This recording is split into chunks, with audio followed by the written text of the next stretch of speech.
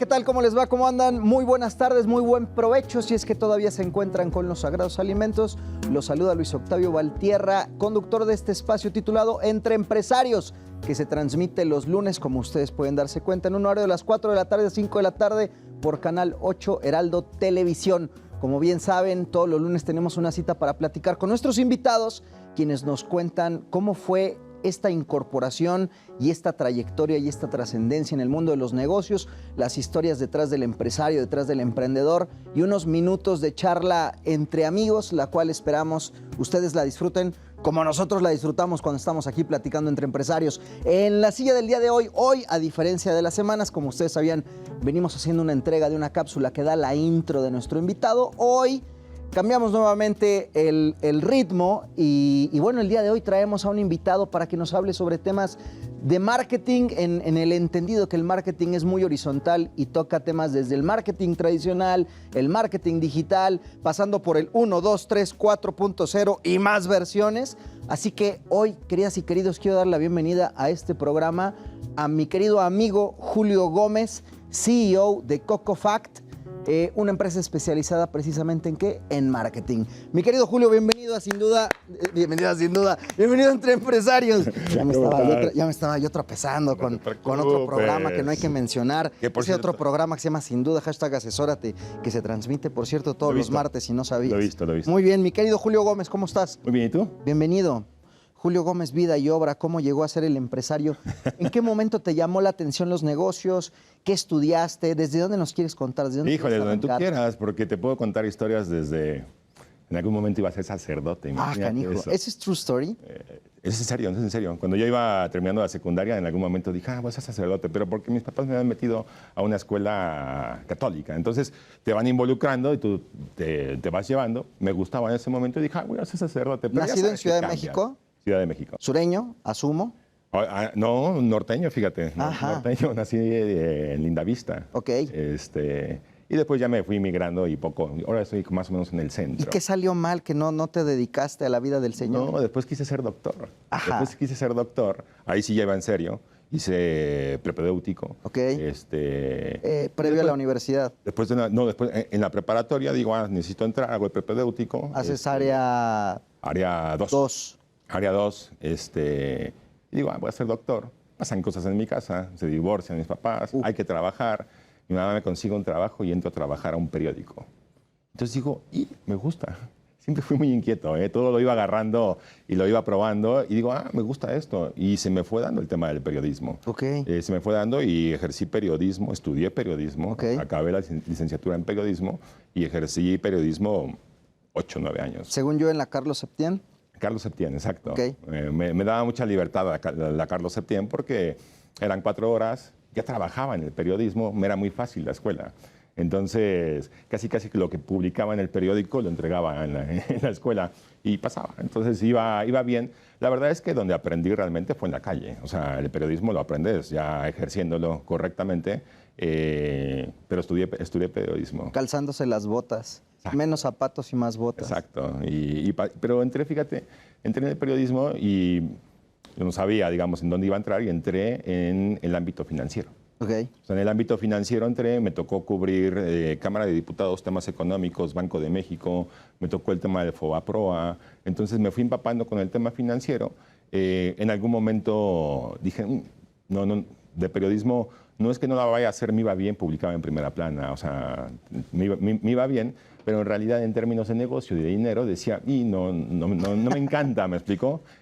Porque siempre tuve el gusanito de estar haciendo business con cualquier cosa. Okay. Y ahí mismo en el periodismo, lo que dije es, voy a sacar los suplementos comerciales. Que te estoy hablando de esto hace 20 años, sí. Que estaba en el boom y empecé a vender los suplementos comerciales y empezó a crecer, digamos, el tema de suplementos comerciales. ¿En qué periódico estabas? Estaba en El Economista. Ok. El Heraldo no era lo que hoy es. No, bueno. Nos queda claro que el Heraldo siempre ha estado ahí. Hoy, como Heraldo Media Group, que además tiene este posicionamiento claro, en diferentes medios, ya tiene un peso específico distinto. Pero aquí regularmente es un espacio donde hablamos abiertamente de marcas de negocio. Y esto lo hago mención porque bien dices el tema de los suplementos. cuando empezó a surgir fue revolucionario, no era no era un uso y costumbre No, y te daba regular. muchos, vamos a decirlo, te daba muchos nichos. Sí. Eran micro nichos. Y es que tú además podías nuestra explotar. plática de hoy va mucho al tema de nicho. Exacto, a cómo atacas ciertos nichos de manera correcta y le iba muy bien al economista en términos de suplementos. Sabes que tuve la ventaja de siempre tener jefes que me apoyaban en un tema de emprendimiento, porque yo en mi época, vamos a llamarla corporativa, siempre fui emprendedor dentro de la empresa. Okay. Y era reconocido como el emprendedor dentro de la empresa, porque inventaba nuevas cosas, sacaba nuevos productos, vendía las cosas, o sea, al mismo tiempo que las inventaba, las vendía y funcionaba todo correctamente. Sí, sí. Entonces, ese gusanito de emprendedor, yo creo que mis jefes me lo fueron inculcando. Me encanta el comentario y de repente me voy a calzar la camiseta de Salvador Garrido Márquez, a quien le mandamos un saludo, que nos pudo acompañar el día de hoy. Pero él justo hace mucho hincapié en que uno puede emprender no necesariamente, o sea, el emprendimiento no está casado exclusivamente con tener un negocio, puedes ser emprendedor desde tu trinchera, laborando en una empresa, pero con ideas, con conceptos, con nuevos canales de distribución, si hablamos de productos, con nuevos servicios. Siempre el emprendimiento es un estilo de vida, es un gusto, sí. Es un corazón. Sí, los invito a que si hoy tienen ese gusanito de emprender, emprendan donde están. Ayúdenle a la empresa con la que están a realmente salir y esa empresa va a estar agradecida con ustedes, porque es lo que me pasaba a mí. O sea, las empresas siempre estaban agradecidas conmigo. Yo trabajé en 2 empresas nada más, largos tiempos. O sea, yo tenía, en Economista estuve 10 años y después me fui a una empresa que se llama Wobi, Argentina, y por eso estábamos platicando hace rato de Argentina, que estuve otros 10 años. Entonces, en esos periodos largos me dio tiempo de inventar muchas cosas, en cada uno, digamos, de sus ramos. Acá en Wobi era un tema de televisión, era un tema de medios, de explotar un montón de contenido. Y en Wobi, el haber aprovechado el cómo vender el contenido, o sea, cómo vender el contenido, me abrió las puertas para emprender lo que hoy es CocoFact. Oye, y cuéntame, entonces, tienes estas 2 experiencias en la parte como periodística, en la parte medios, sí. Y de repente, que por arte de magia dijiste un día, como nos acabas de invitar a nuestros queridos y queridas, me voy a aventar a emprender y voy a iniciar esta aventura, que no sé si ya desde entonces se llamaba CocoFact, o cómo se llamaba CocoFact desde siempre. Nació siendo CocoFact. Nació siendo CocoFact. Así se llamaba, digamos, la empresa desde que fue ideada. Pero yo avisé con mucho tiempo en la empresa en la que estaba. O sea, yo sí avisé con 6, 7 meses que ya tenía, digamos, la idea clara. Muy buena relación, digamos, con todos mis jefes y ellos me apoyaron. O sea, me apoyaron realmente en un proceso de cómo dar una salida correcta de una empresa, y ahí es donde nace la idea de CocoFact. En realidad, escuchando Wobi, ¿qué era lo que pasaba? Tenía muchos empresarios famosos a nivel global y te acercaba a grandes personalidades, estaba Richard Branson, estaba Obama, los entrevistabas, y ese contenido que yo sacaba en televisión se empaquetaba y lo vendíamos. Okay. Y hacíamos series y lo vendíamos, y ese contenido le gustaba a las empresas. Y me empezaron a comprar contenido enlatado. Y eso empezó a crecer en un tema de facturación muy fuerte. Siguiente año, la facturación de ese mismo contenido, misma calidad, creo que mejor, se va para abajo. Y me acerco con las empresas y digo, ¿qué pasó? O sea, ¿realmente qué pasó? Porque necesito entender qué pasó. Es que ese contenido no me ayuda en mi proceso comercial. Y entonces yo me vuelto y digo, no, es que no estaba pensado así. Es un contenido que te gusta, que tú comprabas, distribuías, pero en realidad si tú quieres algo más a un tema comercial, hay que atacar las necesidades de los beneficios que da tu producto y generar contenido al respecto. ¿Y tú me puedes ayudar? Claro. O sea, claro, nada más que hay que ver para qué ocupo el contenido. Y ahí nace CocoFact. Y CocoFact nace como nombre de una presentación donde era la fábrica de contenido. O sea, era el Content Factory. Estaba ocupado ciertos nombres, era Coco Company, CocoFact, sonó bien, me gustó, y nace de una presentación de venta de contenido. Okay. Y empiezo a venderle contenido a quién, al sector financiero, que ya conocía desde el Economista. Claro. Y lo conocía muy bien, iba en el sector financiero, me iban comprando contenido, y ese contenido evolucionó a ser un marketing y transformación digital en las empresas. O sea, hoy no hago ya lo que se hacía hace 10 años cuando se fundó Coco, ha evolucionado muchísimo lo que hoy hace CocoFact contra lo que arrancó inicialmente. ¿No?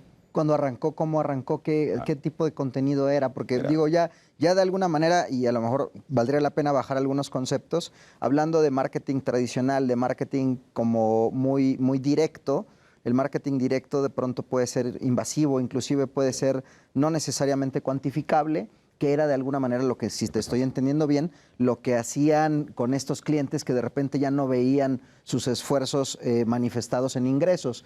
Y entonces ahí ves un área de oportunidades y dices, tenemos que irnos a un marketing más de nicho, a lo mejor más especializado para detonar ciertos procesos.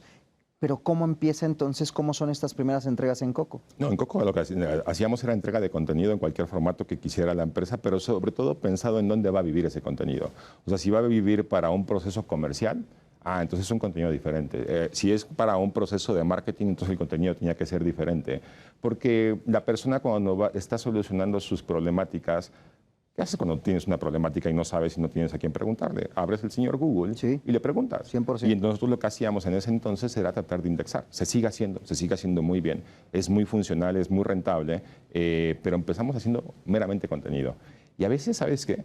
Sin medirlo correctamente. O sea, la verdad es que ya cuando pasan los años dices, hubiera hecho A, B, C y hubiera estado mejor, pero en realidad hacíamos contenido, se medía, daba resultados y ahí es donde empieza el camino de Coco. Okay. Me ha ido bien, digamos, en esos pasos y la verdad es que Coco, desde que se pensó, ya tenía clientes.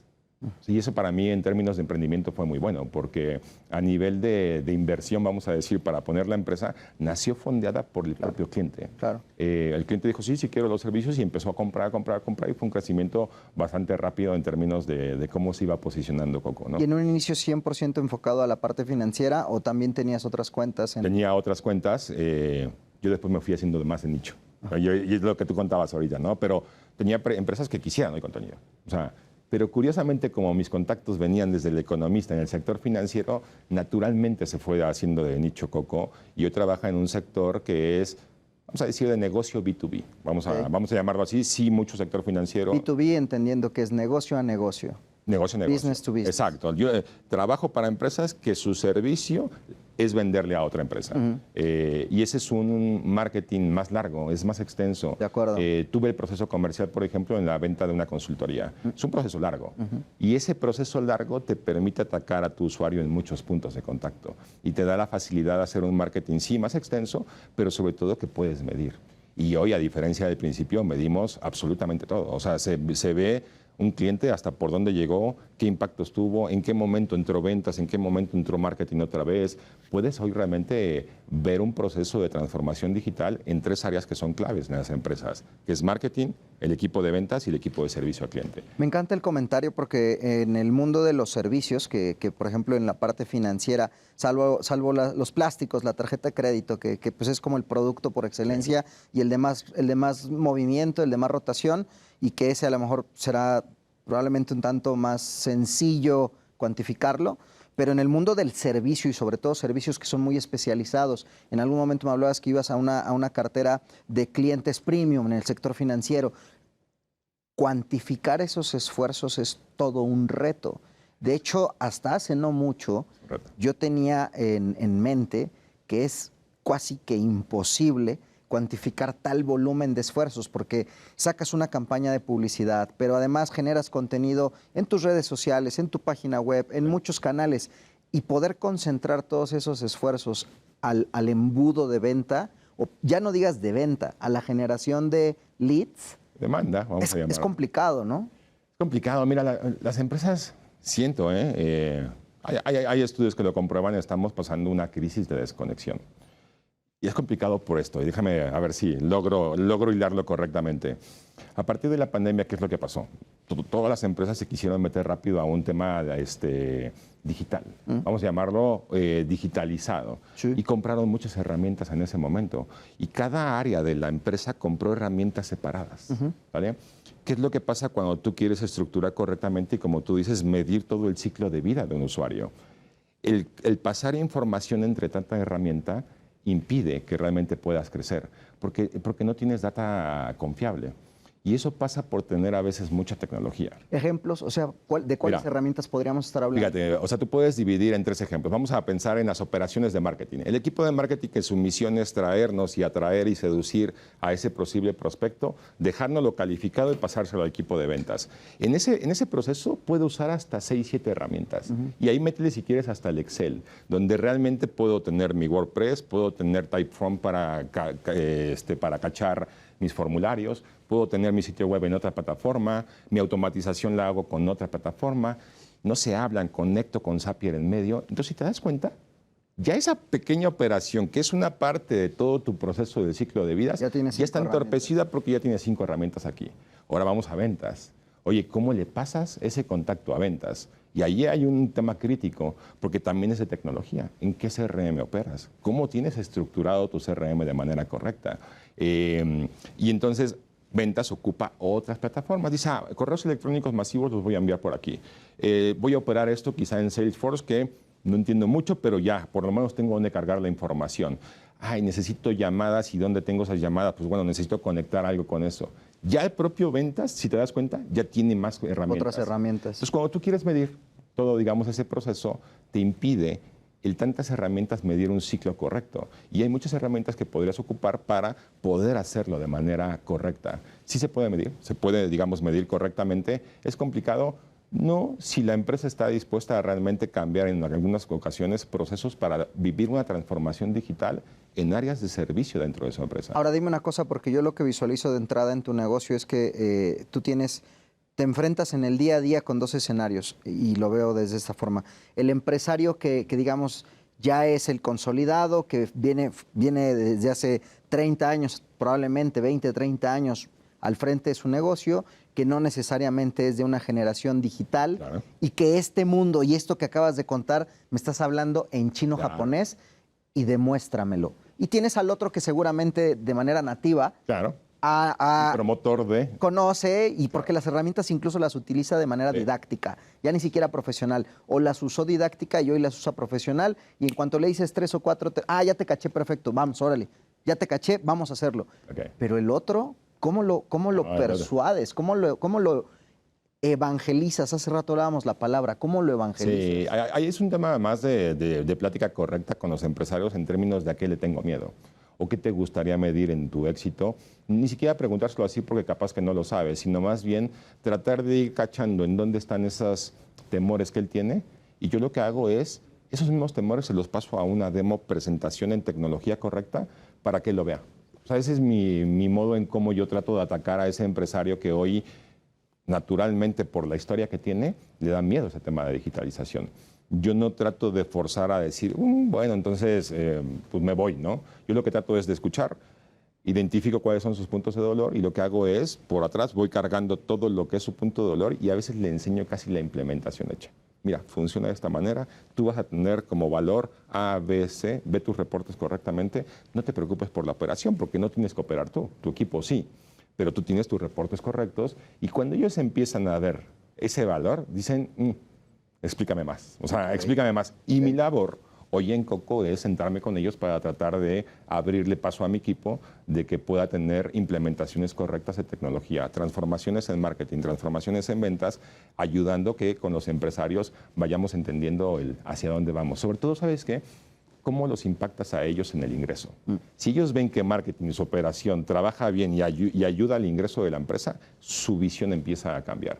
Todo lo que haces en un tema de transformación digital, en su mayoría está enfocado a mejorar el ingreso de una empresa. Y ahí por ese camino yo trato de ayudarlos. ¿Y las herramientas de las que te vales? Me ayudo de muchas herramientas y mira, fíjate que a veces... erróneamente yo decía, trabajo con cualquier plataforma, ¿no? Porque yo soy inquieto y me voy certificando y me voy estudiando y voy aprendiendo, digamos, diferentes tecnologías.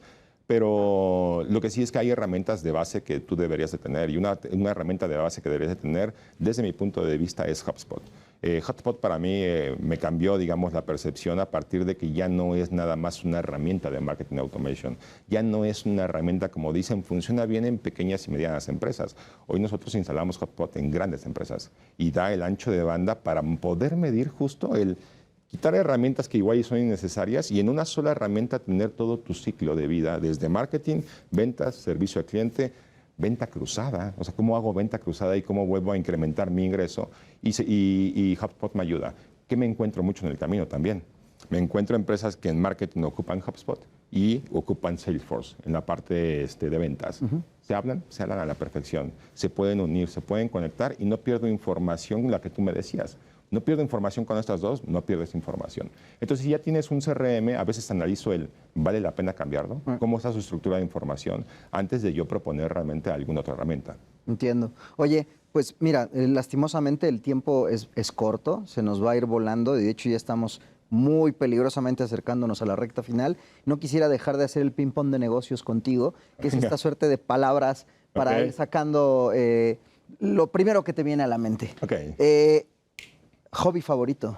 En el ping-pong de negocios, ¿cuál es tu hobby favorito? ¿En negocios o hobby a nivel? Hobby. Mira, un hobby que tengo mucho es caminar.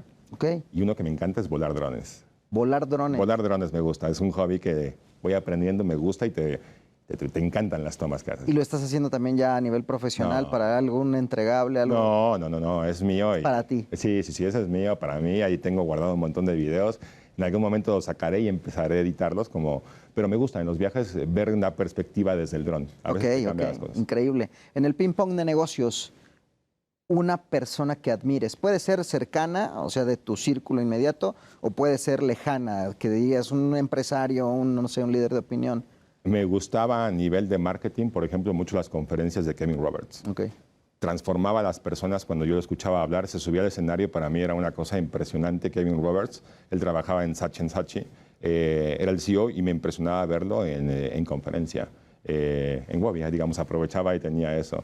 Y personas que admiro, mis ex jefes los admiro, o sea, creo que los admiro porque me fueron formando de una manera diferente. Uno ya falleció, otro sigue, digamos, vivo, pero los admiro bastante a ellos. En el ping-pong de negocios, ¿quién es o cuál fue el día ha sido el día más feliz en la vida de Julio Gómez? Y cuando nació mi primer hijo. Y yo creo que eso después lo mató cuando nació mi segunda hija, pero se van acumulando. O sea, desde que me casé, mis hijos, el verlos salir fue así como, me puse frío, ¿me explicó? O sea, pero yo creo que ese día conocí la felicidad, o sea, correctamente. Y van a decir que todo lo demás, no, es que va cambiando, se va moldeando, ¿no? En el ping-pong de negocios, ¿Margarita Sunrise o caipiriña? Caipiriña. Caipiriña por mi esposa, porque es brasileña, entonces la caipiriña, y me gusta. ¿México o Brasil? México. México, 100%. ¿Qué te gusta de Brasil? Ay, me gusta, fíjate, a nivel negocios me gusta mucho su transformación digital.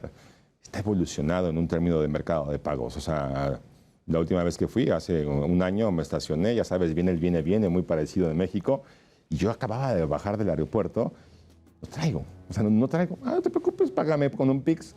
Y ese tema de transformación me impresiona, la gente me gusta, su soltura de Brasil me gusta mucho. En una palabra, Julio Gómez es... Inquieto. La intuía. Inquieto. Fue la premisa con la que arrancamos, es el punto final con el que despedimos esta entrevista tan interesante, mi querido Julio. Gracias. Te agradezco mucho nuevamente que nos hayas acompañado. Queridas y queridos, nosotros vamos a hacer una pequeñísima pausa en este espacio titulado Entre Empresarios. No se nos vayan, que ya volvemos en breve.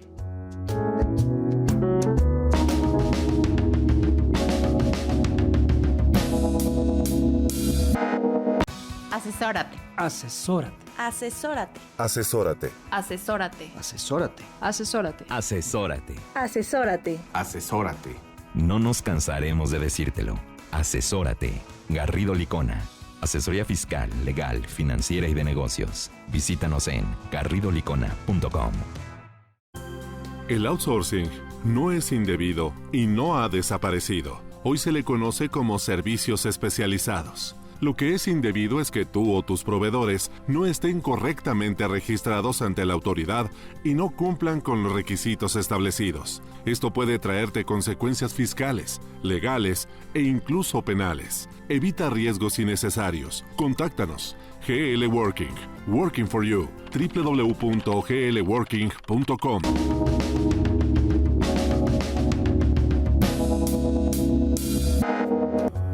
Bienvenidos de vuelta a Entre Empresarios. Agradecemos a Julio Gómez por habernos acompañado en esta charla tan interesante. La verdad es que nos quedamos con ganas de seguir platicando, pero también tenemos temas relevantes. Queridas y queridos, saben que en este espacio cedemos tiempo de las entrevistas con nuestros invitados también para traerles novedades en el mundo de los negocios, novedades empresariales. Como ya hace unas semanas trajimos el tema de los estímulos para el nearshoring, que en voz de nuestro querido Paolo Espinosa y Viviana estuvieron en estas sillas hace unas semanas. El día de hoy repite mi querido Paolo Espinosa, a quien vamos a tener en este espacio, porque hay novedades relevantes, así que doy la bienvenida, mi querido Paolo, nuevamente. Bienvenido a Entre Empresarios. Don Octavio, buena tarde. ¿Todo bien? ¿Todo bien? Muchas gracias. Adelante, por favor. Gracias. Oye, pues, a ver, hace unas semanas, Sí. por ahí hubo una noticia que se anunció con bombo y platillo y que tiene que ver con materia fiscal, pero que toca muchas áreas. Y es además un tema muy horizontal y propiamente, tú nos irás diciendo de qué va, propiamente yo lo escuché como que la cancelación de los CFDIs era inconstitucional. La Suprema Corte de Justicia de la Nación se promulgó diciendo que es inconstitucional la cancelación, pero bueno, si la noticia la escuchas así nada más, pues no entiendes el contexto, no sabes mucho pues en qué momento la cancelación estaba sucediendo, de qué forma para que la declararan inconstitucional. Cuéntanos un poco de ese contexto para ir llegando al desenlace y a dónde estamos parados hoy, mi querido Paolo Espinosa, socio de Garrido Licona. A ver, yo creo que este precedente es muy relevante porque al final del día ya había pasado algo de tiempo en donde la Corte no se había pronunciado sobre la inconstitucionalidad respecto de una norma en materia fiscal. Okay. Y este asunto fue votado en la segunda sala de la Corte y fue resuelto por unanimidad. Es decir, los 5 ministros que componen la sala votaron en el mismo sentido. Okay. ¿Y en qué radica? Bueno, resulta que se establecía... Es como el, fíjate, Pati. Sí, te voy a contar qué era lo que pasaba. Es un poco también de chisme fiscal, me encanta, lo podemos abordar como un chisme fiscal. Pues tiene su... Ahí te va una historia. Sí, tiene su esencia, ¿no? Me gusta. Porque la Corte lo que mencionó es que los contribuyentes que tenían una limitante de temporalidad para la cancelación de sus comprobantes fiscales, de sus FDIs, que ahorita voy a entrar a detalle, esa limitante de temporalidad fue declarada inconstitucional. Okay. Entonces, ¿esto qué quiere decir? Bueno, pues resulta que a partir de 2022 hubo una modificación en el Código Fiscal de la Federación y entre otras consideraciones, esta modificación lo que estableció es que los contribuyentes solo pueden cancelar las facturas o los comprobantes fiscal que ellos emiten en el mismo ejercicio en el cual fueron emitidos. Okay. Es decir, si tú emitiste una factura en 2022, pues tienes todo 2022 para cancelarla. 2023, solo 2023. Hay algunas reglas particulares que te dan un plazo de gracia, pero esa era la regla particular. Entonces, esa regla que te daba el plazo de gracia eran los primeros 3 meses del siguiente año, ¿cierto? Cierto. Es decir, de las de 2022 tenías todavía enero, febrero y marzo para 2023. poder hacer de 2023 para poder hacer una cancelación de una factura o un CFDI de 2022. Es correcto. Hasta ahí estamos claros. Hasta ahí eso era lo estamos establecido en el Código Fiscal. Sí. Pero ¿qué pasa en el mundo de los negocios y en el mundo fáctico? Pues bueno, tú tienes esos 3 meses para presentar tu declaración anual, pero posteriormente en mayo tú tienes que presentar, en el caso de varios contribuyentes, tu dictamen fiscal. De acuerdo. Y con motivo del dictamen fiscal también pueden venir ajustes. O después de ese plazo de gracia puede venir una carta invitación de la autoridad fiscal en donde te diga tienes alguna discrepancia y en ese momento te diste cuenta que habías emitido un comprobante fiscal con error y por lo tanto estaba duplicado. O el caso más común de todos, bueno, bastante común, es cuando tienes algún cliente y te dice, sí te pago, pero refactúrame.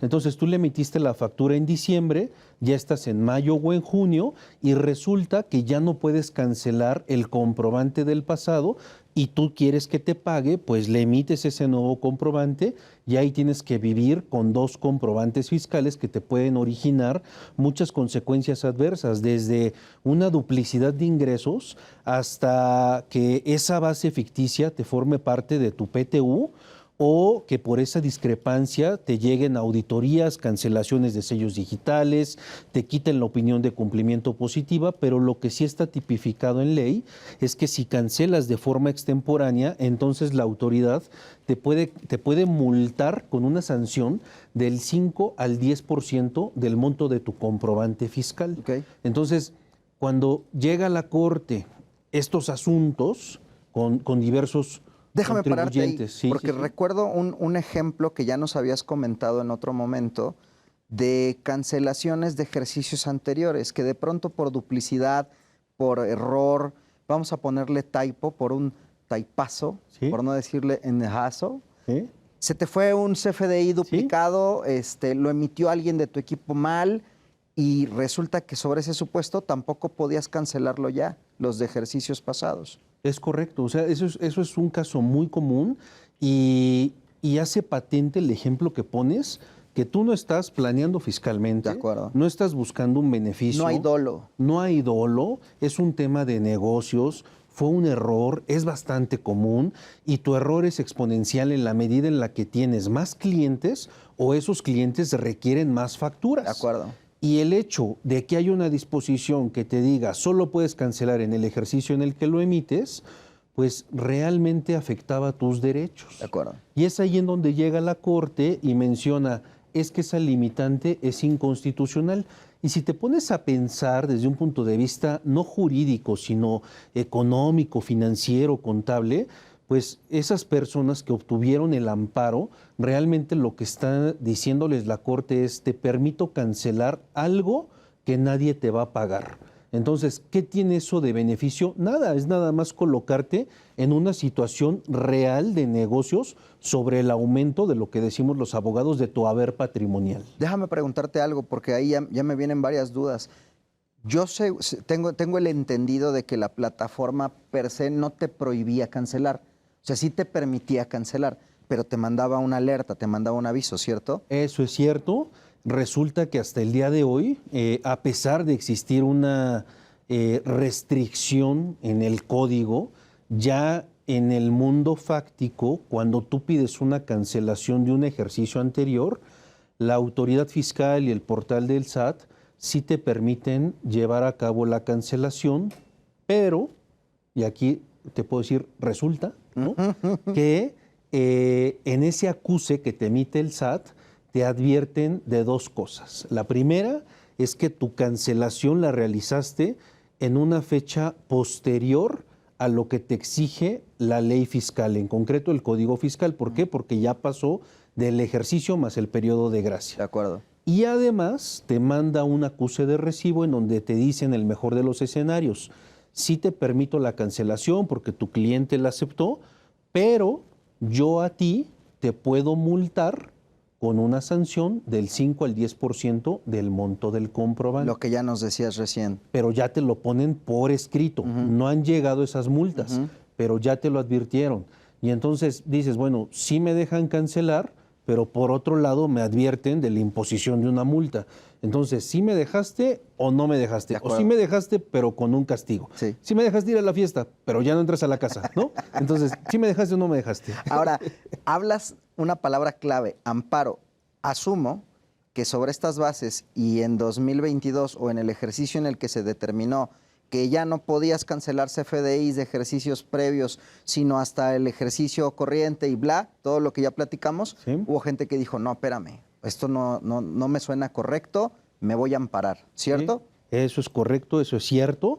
Hubieron contribuyentes que no se quisieron esperar a sufrir estas consecuencias o repercusiones, promovieron su demanda de amparo. Le dijeron a su papá, oye, ¿verdad que tú ya me habías dado chance? Porque mi mamá ya no me deja entrar a la casa. Y por si las dudas, promuevo la demanda de amparo De acuerdo. para que me proteja el abuelo, ¿no?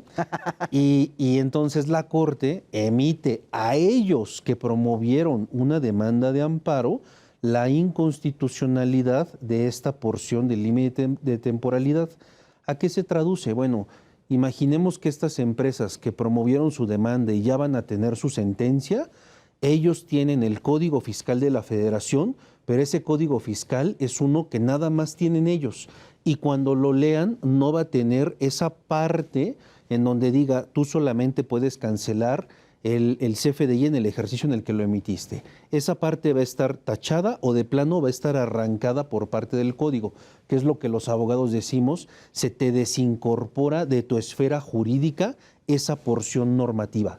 Pero aquellos contribuyentes que no hayan promovido su demanda de amparo van a tener que seguir observando lo que establece el Código Fiscal de la Federación, a pesar de que se declare la inconstitucionalidad de la norma, porque puede existir en el imaginario colectivo una percepción en donde digan, es que la Corte ya lo declaró inconstitucional, entonces yo ya me salvé y puedo cancelar cuando yo quiera. Esa percepción es equivocada, porque esa inconstitucionalidad solamente va a proteger a aquellos que promuevan su demanda de amparo y obtengan su sentencia favorable. Ahora, y eso ya me pone en otros escenarios. Vamos aquí desglosando posibilidades. Si yo no lo promoví, pero lo promuevo en este momento, ¿jala? ¿Vale? Es válido, o sea, solamente que tendríamos que encontrar una manera para provocar un acto de aplicación o caer por primera vez en el supuesto de la norma, que uno de los supuestos puede ser, pues tal vez con este acuse de recibo, habría que analizarlo, habría que asesorarse, habría que preguntarnos eso. Asesorarse contigo, evidentemente. Desde luego. Y evidentemente, con base en ese acto, pues detonar una demanda de amparo para que tengamos nuestra propia sentencia. Pero el mensaje que yo quiero traducir es, a pesar de que ya hubo una primera ola de amparos, que fue cuando entró en vigor esta obligación, existe la posibilidad de buscar esta sentencia reconociendo la inconstitucionalidad de la norma, solo que tenemos que cuidar cuando se detona el primer acto de aplicación. Así son las reglas del amparo. Y para cuidar ese primer acto de aplicación, pues bueno, tenemos que estar en contacto y establecer una mecánica que nos permita navegar a tener esa llave que nos dé la apertura a esa demanda de amparo. Ya lo tenemos perfectamente analizado y sabemos cómo hacerlo. Ahora, dime una cosa, esto también se vuelve muy relevante porque entiendo que aplica parejo tanto para personas físicas como para personas morales. Es decir, era una limitante que a los de a pie también nos afectaba, así como a las personas morales, a las grandes empresas. Y pues me hace sentido por lo que decías de repente, ¿no? A lo mejor uno piensa que pues, cuando tienes 3 o 4 o 100 operaciones en tu día con día, pues las tienes medianamente controladas. Pero ¿qué pasa cuando se vuelven miles o cientos de miles de CFDIs que estás emitiendo y que estás emitiendo? El riesgo que tienes de que por ahí haya un accidente, un error no intencional es muy alto. Entonces regreso, esto aplica para las dos, persona física y persona moral.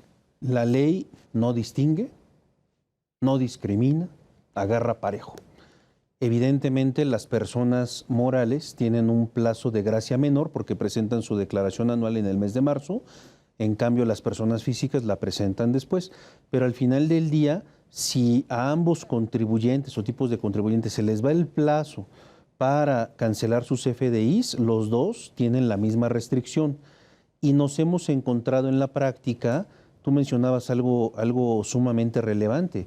O sea, hay empresas que por su volumen de facturación a veces no pueden controlar la cantidad de facturas que tienen que emitir y dentro de ese volumen de operación tampoco tienen la capacidad instaurada para hacer una conciliación inmediata y detectar cuáles comprobantes fiscales están contaminados o emitidos por duplicidad y los cancelen de inmediato, porque además entran en vigor también nuevas reglas de cancelación de CFDIs en donde tienes que explicar la razón por la que lo estás cancelando y darle un contexto, materialidad a esa cancelación.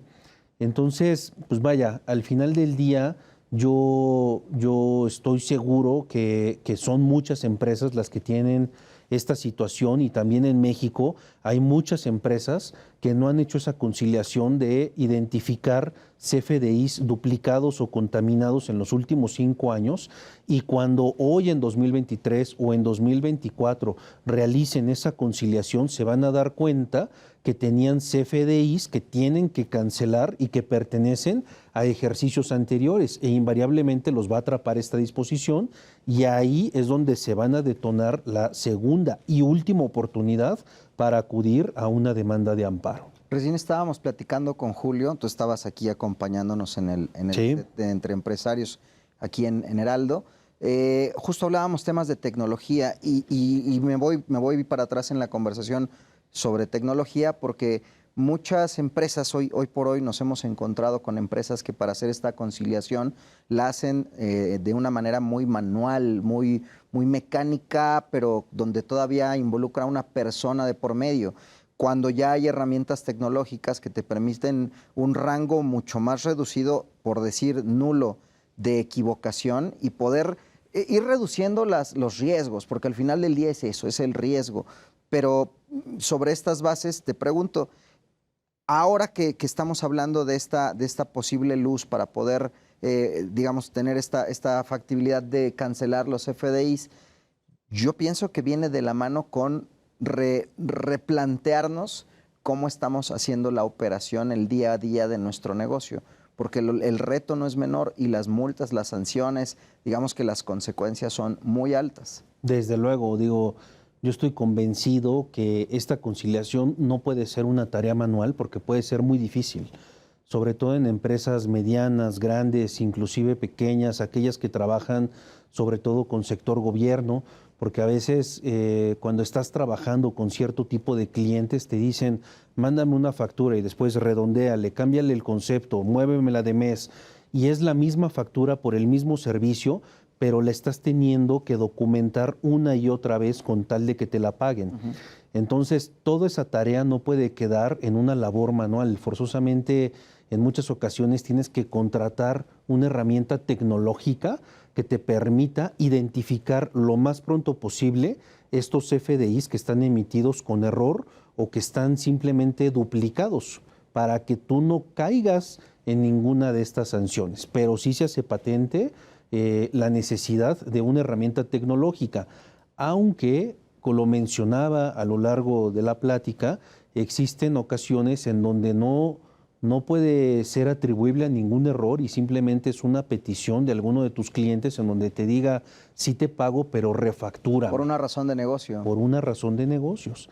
Entonces, en ambos casos debemos estar atentos y dejarlo ya en manos de tecnología, que hoy existen software especializados y personas a cargo de estos servicios que pueden identificar tus operaciones para no caer en ningún tipo de riesgos. Oye, y volviendo al chismecito jurídico, al chismecito de abogados, no, me llamó la atención que hiciste hincapié en que tenía mucho que la Suprema Corte no declaraba inconstitucional, en este caso, algo del Código Fiscal.